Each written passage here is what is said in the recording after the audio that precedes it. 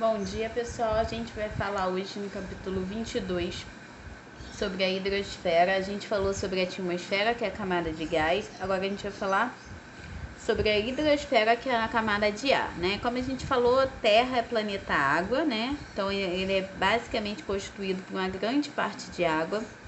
A gente vai ver a parte de definições, de como essa água está distribuída no planeta, os ambientes aquáticos que a gente vai ter nele, ciclo da água, né? Por que a gente tem essa abundância de água, que a água ela pode circular também. A gente vai ver tudo isso no ciclo.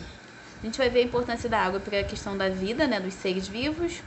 E vai falar um pouquinho sobre a poluição dela e como que ela se encaixa no saneamento básico.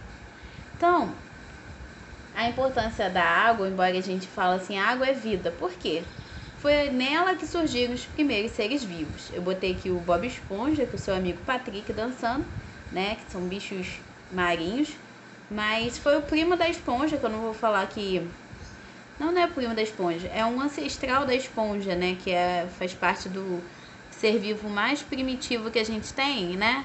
É um dos mais menos evoluídos, é os parentes do Bob Esponja, né? Então, esses primeiros seres vivos que vieram antes dos primos do Bob Esponja surgiram na água, nos oceanos.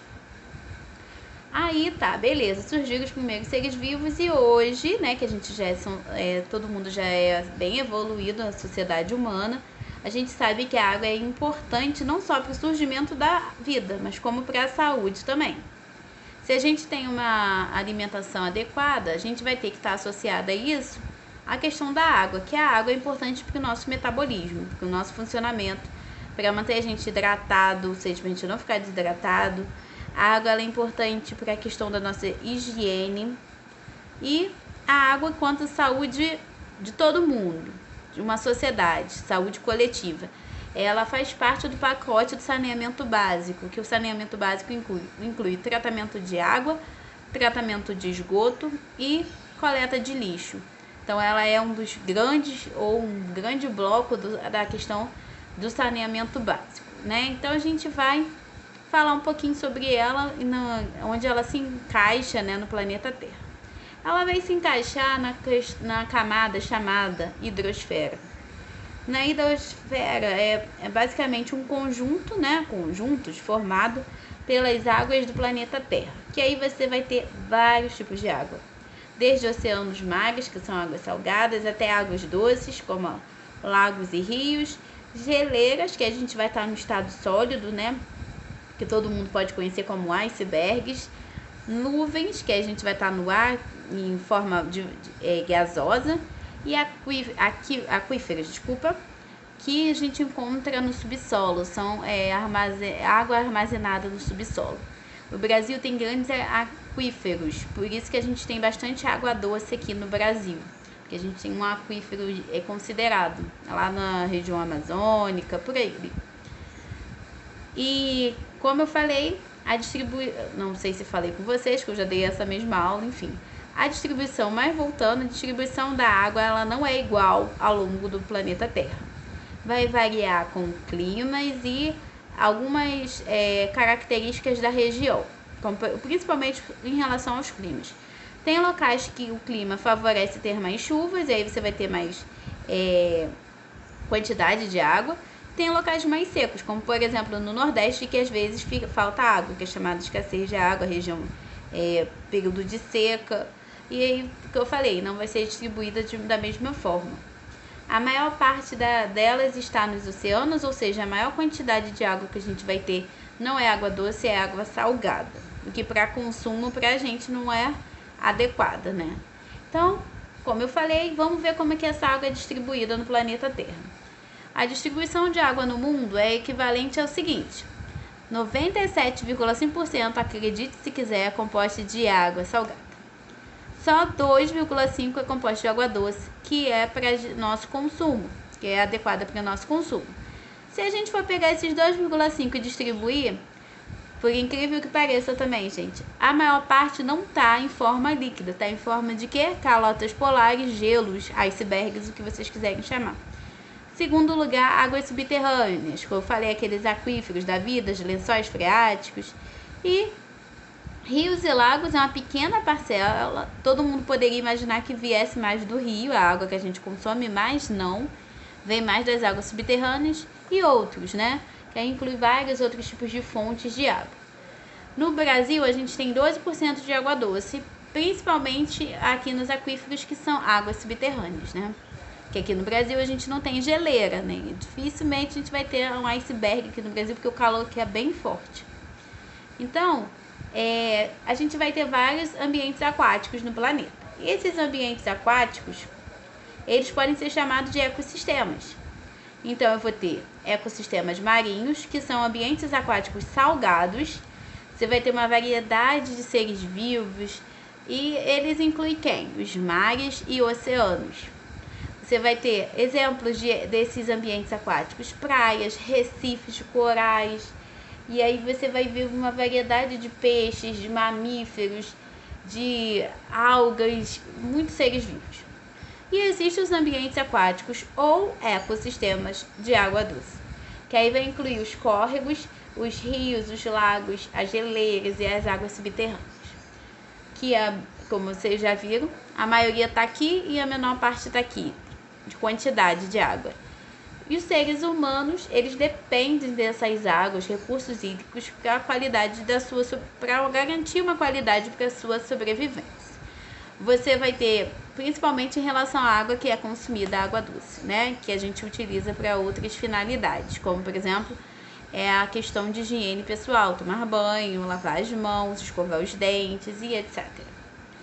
Então, aqui alguns exemplos de ambientes aquáticos: um rio, que é um ecossistema de água doce, lagos e ribeiros, né, que é como se fossem os rios maiores, cachoeiras, sei lá. Um rio com uma velocidade maior.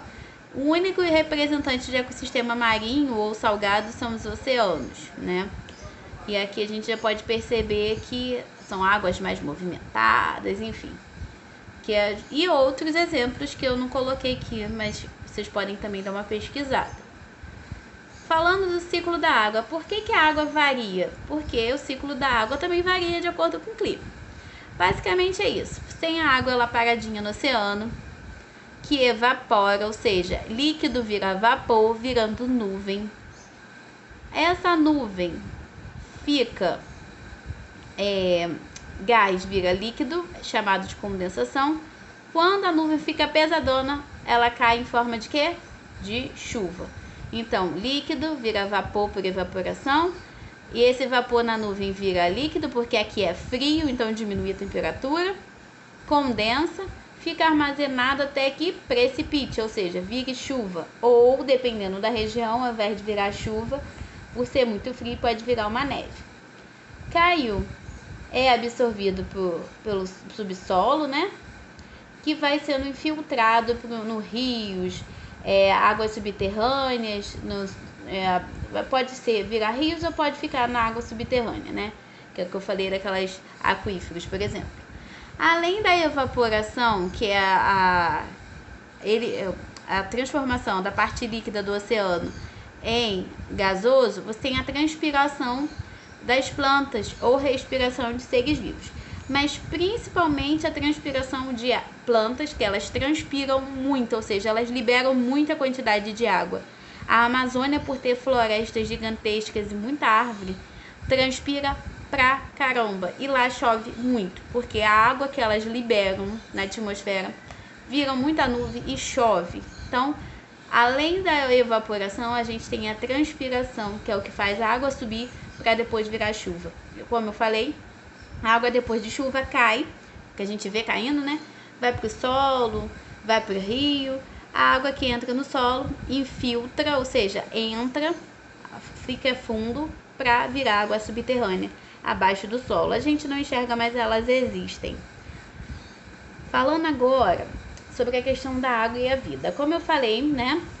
O primeiro ser vivo surgiu nos oceanos, né? Que foram os coacervados, um ser vivo bem sem vergonha, que não tinha quase nada, mas que tinha célula. Porque todos os seres vivos, para ser chamados de seres vivos, têm que possuir células. E a água ela foi importante tanto para os primeiros seres vivos quanto para a gente, né? que ela é importante para que as reações químicas das células do nosso corpo funcionem, que é chamado de metabolismo. Então, toda célula precisa de água para poder funcionar. Um exemplo, assim, que a gente pode ver, não só a questão do funcionamento das células, funcionamento do corpo. Quando alguém está fazendo uma dieta, o médico pede que beba mais água, porque a água, ela acelera as reações da digestão, né, tomada corretamente. Porque a água, ela funciona como um auxiliar no processo da digestão. Então, é um exemplo de como que a água funciona. A questão da hidratação do corpo também. Se você não bebe água, seu corpo fica desidratado e você fica com alterações no corpo, fraqueza. Às vezes tem até que ir para o médico tomar soro porque desidratou, ou seja, sua quantidade de água foi tão pequena que teu corpo reagiu contra aquilo. Então, a água é extremamente importante. Além de ajudar na umidificação do trato respiratório, tem todas as outras funções que a gente vai ver ali, que são importantes para o nosso metabolismo, que é o funcionamento do corpo. Aqui é um exemplo das moléculas, como que surgiram os primeiros seres vivos. Existiam moléculas orgânicas, que são moléculas que formam seres vivos, que se formaram dos mares primitivos, ou seja, oceanos, daquela muito tempo atrás. Lembra que eu falei quando surgiram os primeiros seres vivos? Formação dos coacervados, que foram esses primeiros seres vivos sem vergonha, que não tinha quase nada. E aí neles foram formando material genético, DNA, RNA, e aí eles começaram a se desenvolver, surgindo os primeiros seres vivos, né? A partir do momento que saíram os coacervados e que formou material genético, foi considerado que surgiu os primeiros seres vivos. Aonde? Nos mares. Falando um pouquinho do uso da água no Brasil, né? No Brasil, a gente tem o uso da água de uma forma bem diversificada, mas basicamente usa-se muito para a questão agrícola. Você usa 67,2% na irrigação, para pecuária, abastecimento rural, ou seja, para o funcionamento das propriedades rurais. As indústrias em si, elas usam pouco, né? 9,5%, 0,3%, mineração 0,8%. E eu apontaria que o nosso consumo humano também ele é bem significativo. Embora o consumo rural seja maior, eu considero que o consumo nosso urbano, se a gente tiver medidas de sustentabilidade, a gente contribui para a diminuição dessa parcela aqui. Eu acredito também que deveria existir no Brasil algum projeto agropecuário que aproveitasse essa água de forma que não tivesse essas porcentagens tão altas, assim, não usasse tanta água para esse setor agrário da nossa economia. E a indústria também deveria investir, também falei 2 vezes, deveria investir também, né, na questão de redução. Mas aqui no Brasil, o setor que deve abrir o olho em relação ao uso para que a gente não tenha escassez ou que tenha algum comprometimento a longo prazo no futuro, é o setor agrícola, né, que pega, olha só, quase que a parcela toda desse gráfico. Desculpa. A poluição da água, né, como eu falei que é o último tópico que a gente vai falar. A gente precisa de água para consumir, né, para beber água, fazer nossos alimentos, lavar nossas mãos. Só que essa água, assim, mas não para consumir, né, lavar as mãos não precisa ser tão purificada como a gente pensa, mas para consumo, que é bebida, beber água diretamente, ou lavar algum alimento, ou cozinhar algum alimento, deve ser de boa qualidade. Como que ela chega à qualidade, assim, ideal para consumo? Ideal não, ou mais ideal para consumo, quando ela é tratada nas estações de tratamento de água.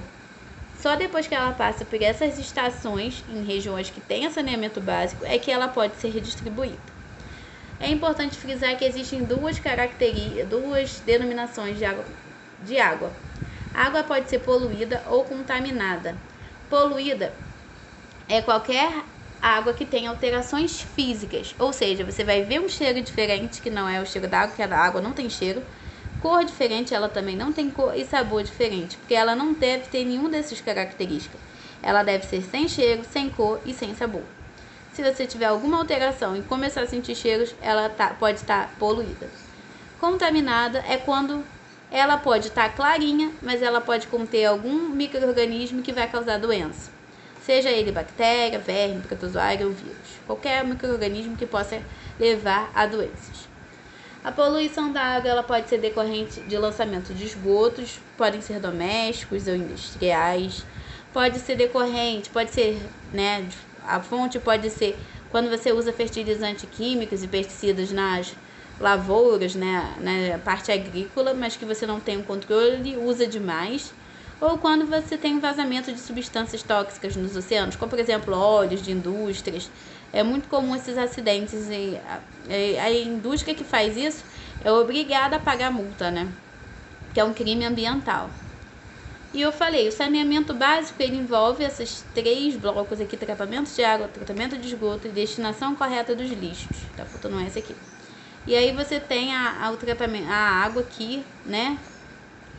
Como dada a importância para ela, porque é o que a gente vai consumir e vai ser importante para a nossa saúde.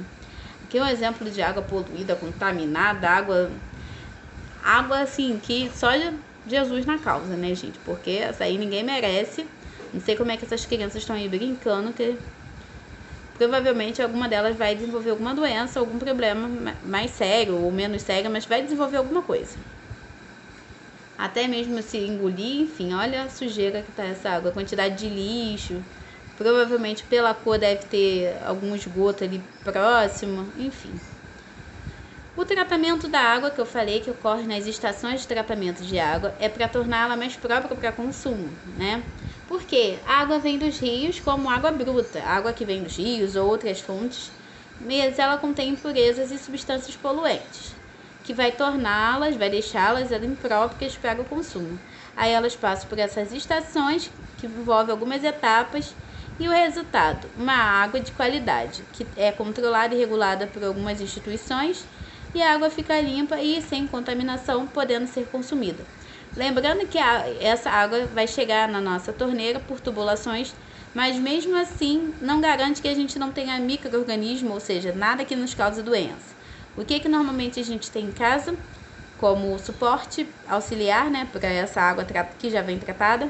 A gente vai ter filtros, pode ser de barro, de torneira, purificadores de água, para garantir, né, que a gente tenha uma qualidade ainda maior. Então, como eu falei, a água chega nas nossas casas por tubulações, e aí mesmo assim a gente tem que passar por um processo de filtração em casa.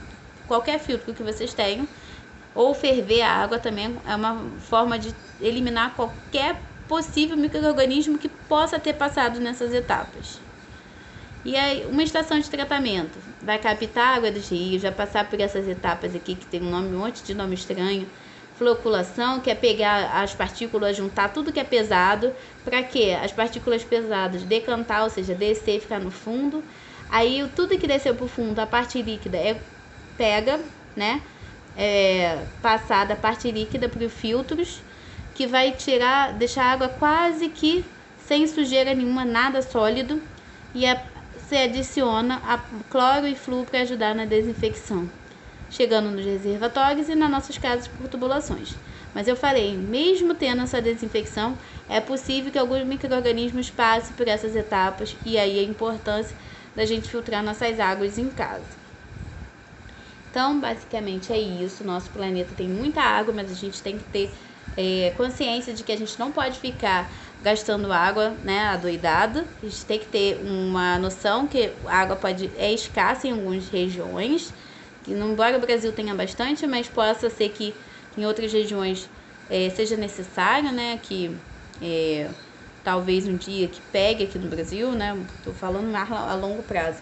Ou no nosso país, às vezes, pode acontecer períodos de estiagem de rios, essas coisas, e a gente possa ter umas privações de água, se a gente não consumir de forma correta. Então, basicamente, a aula dessa semana foi essa. Qualquer dúvida, a gente vai estar lá no Classroom. E uma boa semana de aula a todos.